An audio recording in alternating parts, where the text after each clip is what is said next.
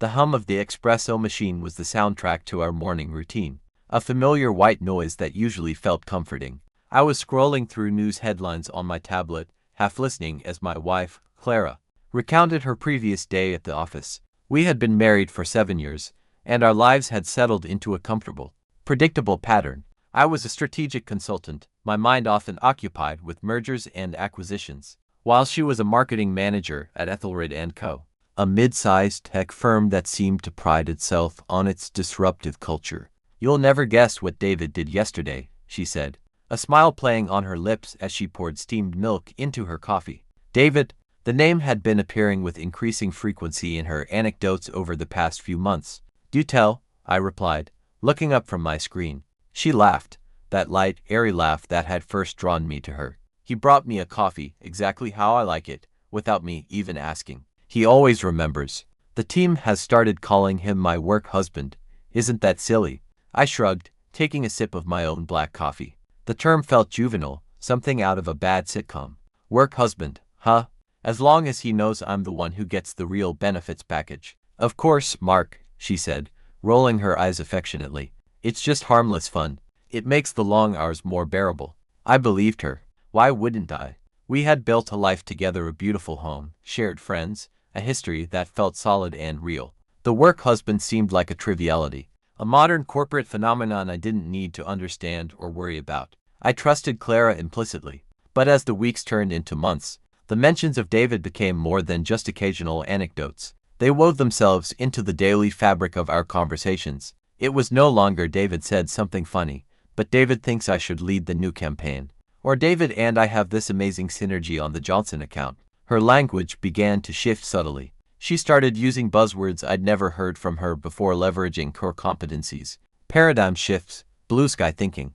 They felt borrowed, as if she were trying on a new skin that didn't quite fit. I began to notice other, more tangible changes. The careful consideration she gave to her outfits on days she had meetings with his department. The way her phone, once left casually on the kitchen counter, was now a permanent fixture in her hand, lighting up with notifications that elicited a private, secretive smile. The late nights at the office became more frequent, explained away with vague references to crunch time and last-minute presentations. A low, thrumming anxiety began to coil in my gut, a silent alarm I tried to ignore. I told myself I was being paranoid, that this was what happened in long-term marriages, a little complacency, a little seeking of external validation. The cold, hard truth arrived on a rainy Tuesday evening. It was our 7th wedding anniversary.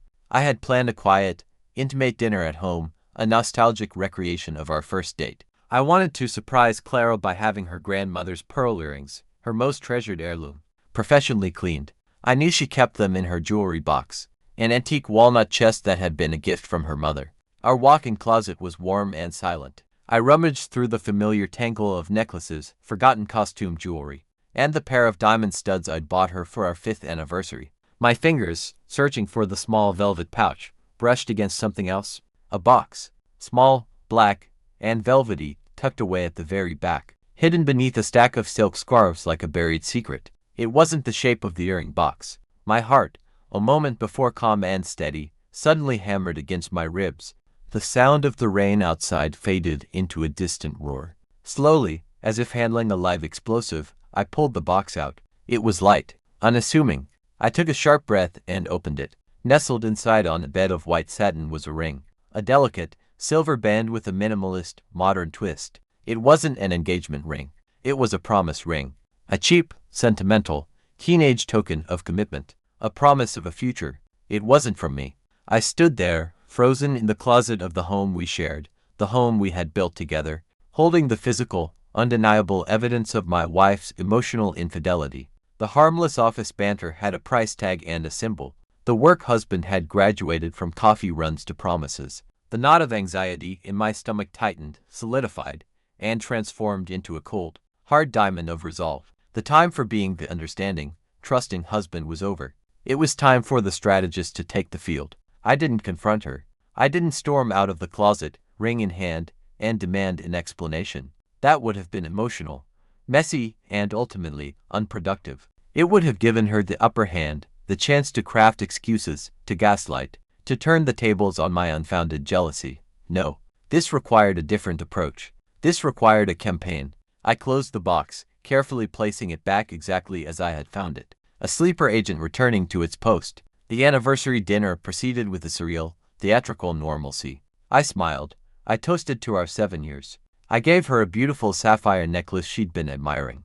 And all the while, the cold, analytical part of my brain, the part that dissected failing companies for a living, was already whirring to life, drafting the first lines of what I would come to think of as Project David. Phase 1. Intelligence. I needed to know my enemy. Clara had let slip that David worked in business development at Ethelred & Co.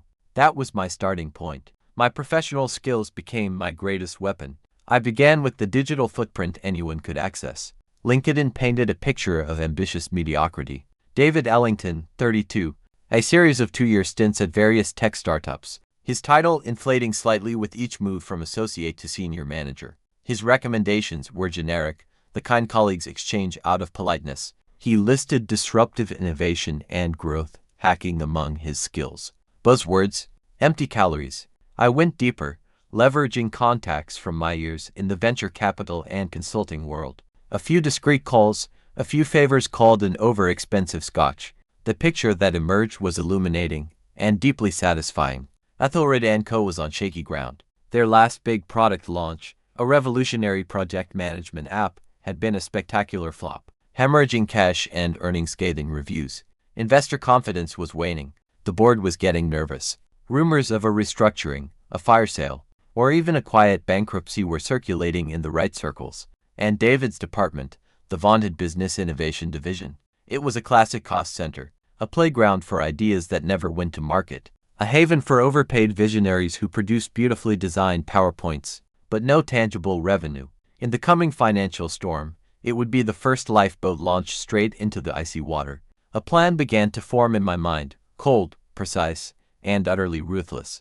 I wouldn't just expose the affair. That was small scale. That was personal drama. I would dismantle the very foundation of their fantasy. I would take away the stage, the audience, and the funding for their little office romance. I would prove that the future he was promising her was built on quicksand. I needed an inside track. I reached out to Ben, an old friend from business school who was now a powerful partner at a major private equity firm, known for its aggressive, hostile takeovers. Ben, I said, securing a table at a quiet, members-only club where the conversations were hushed and the deals were loud. I have a potential target for you. Ethelred & Co. He leaned forward, his eyes sharp. Ethelred, they're a mess. What's the angle? The angle is that their core technology for data encryption is actually solid, buried under a mountain of corporate fat and terrible management, I explained, sliding a thumb drive across the polished mahogany table.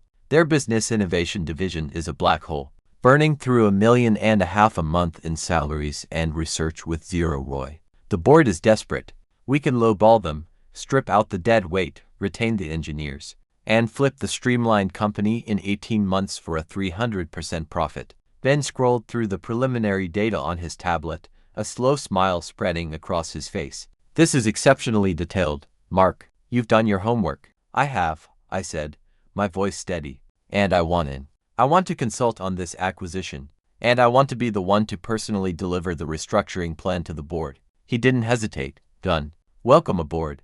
The wheels of corporate destruction were now officially in motion. Back at home, I entered the most challenging phase of the operation, the performance. I became the perfect, supportive, and utterly clueless husband. I actively encouraged Clara's friendship with David. You know, honey, why don't you invite David over for dinner sometime? I suggested one evening, my tone casual as I scrolled through news on my tablet. I'd love to meet the famous work husband who makes you laugh so much. We can grill some steaks, open a good bottle of wine. Her reaction was a fascinating study in micro-expressions. First, shock. Then, a flicker of panic. Finally, a wave of relief so profound it was almost insulting. She thought I was being mature, secure. The modern husband who wasn't threatened by his wife's male friends. Really? She said, her voice a little too high. You wouldn't mind? Mind? Of course not. He sounds like a great guy. Let's do it next Friday. The dinner was a masterpiece of surreal horror. David Ellington was, to his core, exactly as I had pictured him. He was dressed in the uniform of the tech bro, expensive sneakers, a fitted blazer over a t-shirt, a carefully curated air of casual effortlessness. He was smug, peppering his conversation with corporate buzzwords, and visibly, possessively comfortable with my wife. He called her Clary, a horribly cloying nickname I had never used. He touched her arm to emphasize a point, his hand lingering a second too long.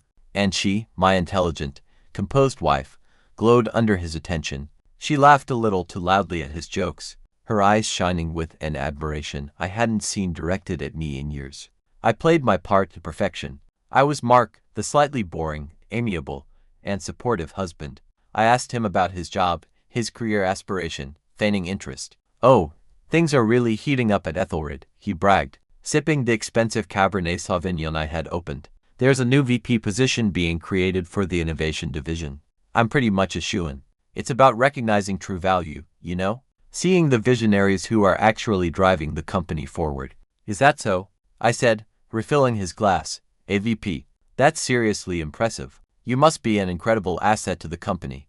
I made sure my smile was warm, genuine. He preened, expanding on his 5-year plan for the division, a plan that sounded, to my professionally trained ears, like a fantastical pipe dream destined to burn through even more cash. Clara listened, rapt, hanging on his every word as if he were unveiling the secrets of the universe. I just nodded, sipping my wine, the taste of impending victory already sweet on my tongue. He was digging his own professional grave, and he was using my best silverware to do it. The next 2 months were a study in controlled, meticulous execution. I worked tirelessly with Ben's team, diving deep into Ethelred's financials. We built an airtight case for the takeover. We identified the key personnel to retain a handful of brilliant, underappreciated engineers and a few star salespeople, and we meticulously highlighted the departments to be culled. David's entire business innovation division was bathed in red on our spreadsheets. Every single employee listed with a simple, terminal notation, recommended for immediate termination. One knew their names, their salaries, their years of service. It wasn't personal. It was business. And I was very, very good at my business. I knew everything about the company's inner workings, now their quarterly cash burn, their board simmering panic, their desperate need for a white knight. Even if that knight was dressed in the armor of a corporate raider, I was the architect of their salvation and, for a chosen few, their ruin. The day of the Ethelred & Co. board meeting arrived. I dressed with deliberate care, choosing the suit Clara had bought me for my last birthday. The one she said made me look powerful and commanding. The irony was so exquisite it was almost painful. I walked into the boardroom, a sterile, glass-walled space on the top floor with sweeping, soulless views of the city. The air was thick with tension and the faint smell of expensive coffee and fear. The board members, a collection of weird-looking men and women in their 50s and 60s, looked defeated already. They knew the offer from Ben's firm was a low-ball lifeline, but it was the only one they had. Accept it or watch the company disintegrate. I didn't waste time on pleasantries. I plugged in my laptop and launched into my presentation. My voice was calm, authoritative, the same tone I used with any other client. I laid out the brutal, unassailable truth of their situation. Charts showed the bleeding balance sheet. Slides detailed the failed projects, the bloated departments, the strategic missteps. I was a surgeon outlining the necessary amputation to save the patient's life. Then I brought up the new, streamlined organizational chart. "And this," I said, my laser pointer hovering over the colorful box representing the Business Innovation Division, "is your primary source of financial hemorrhage. A department with exorbitant overheads, a history of unprofitable initiatives, and zero alignment with the core, salvageable technology of this company. My final recommendation is to dissolve it, entirely, effective at the close of business today." There were grim, resigned nods around the table. They had seen the numbers. They knew. I clicked to the next slide. It was a simple, stark list. Alphabetical. Names, titles, salaries. David Ellington's name was right there near the top, his title senior manager. Business innovation looking suddenly pathetic and meaningless. "The terminations will be handled by our transition team today," I informed them, my voice devoid of any emotion. "Security has been briefed to escort all non-essential personnel from the building by 5 p.m. Access cards will be deactivated at that time." The vote was unanimous. It was over. The entire world Clara and David had built their fantasy future upon had just been voted out of existence in under 15 minutes. I stayed to shake hands, to discuss the logistical next steps with the shell-shocked CEO. I was the picture of professional courtesy. Inside, a glacier was calving. At 4:35 p.m., as I was driving home, my phone buzzed on the car's dashboard. It was Clara. Her name lit up the screen, a sight that once brought me comfort. Now, it was just the name of an asset in my completed campaign. I answered, activating the hands-free. Her voice was a hysterical, gasping sob distorted by the car speakers. Mark. Oh my God, Mark. Something terrible has happened. I kept my eyes on the road, my grip on the steering wheel relaxed. What's wrong, honey? I asked, layering my voice with just the right amount of concerned confusion. You sound awful. Take a breath. It's David, she wailed. The whole company, they were bought out. It was a takeover. Everyone in his department, everyone was fired. He was escorted out of the building by security. In front of everyone. He's devastated. The promotion, everything, it's all gone. I let the silence hang for a long moment, allowing the sheer, catastrophic weight of it to settle in the space between us. I could hear her ragged breathing on the other end. I pulled into our driveway and turned off the engine. The sudden silence in the car feeling absolute. That's shocking, I said softly, my tone still carefully modulated. But Clara, there's something you need to know. Something important. What? What is it? She begged, her voice trembling with a desperate need for comfort. For an anchor in this sudden storm. I've been consulting for the private equity firm that took over Ethelred, I explained. My tone conversational, almost detached, as if I were discussing a minor piece of office gossip. For the last 2 months, I was in the boardroom today. I was the one who presented the restructuring plan to the board. I was the one who showed them the financials. I was the one who recommended they dissolve David's entire department and fire every single person in it. The silence on the other end of the line was absolute. It was more than silence, it was a void. It was the sound of a universe collapsing, of every assumption, every lie, every secret smile shattering into a billion unrecognizable pieces. You, she whispered, the word a dry, broken thing. You what? I know about the promise ring, Clara, I said, my voice dropping, losing all pretense of warmth, becoming as cold and hard as that piece of silver in her drawer. I found it months ago. I know he was promising you a future. A future built on his big promotion, his important job, his bright career at Ethelred. I paused, letting the imagery sink in. So I took it. I took his job. I took his status. I took the big promotion he bragged to you about over my wine, at my table. I took the entire company, the very stage where your little fantasy played out. The future he promised you. I let out a short, mirthless laugh. It doesn't exist anymore. It was dissolved today, along with his employment contract and his keycard access. She started to cry then, not the panicked sobs from before, but deep, guttural, wounded sounds. The sounds of utter and total ruin. How could you be so cruel? So calculating? Cruel. I repeated, the word tasting like ash. You gave your heart and your loyalty to another man and hid the symbol of it in our home, tucked away with the memories of our life. He gave you a cheap, meaningless piece of silver. I gave him a masterclass in real-world consequences. I gave him a lesson in what happens when you try to build a future on someone else's foundation. I think my gift was far more valuable, and certainly more honest. I didn't wait for a response. I ended the call. I sat there in the silence of my car, in the driveway of the house we owned together, and I felt nothing. No triumphant joy, no searing pain. Just a vast, empty calm.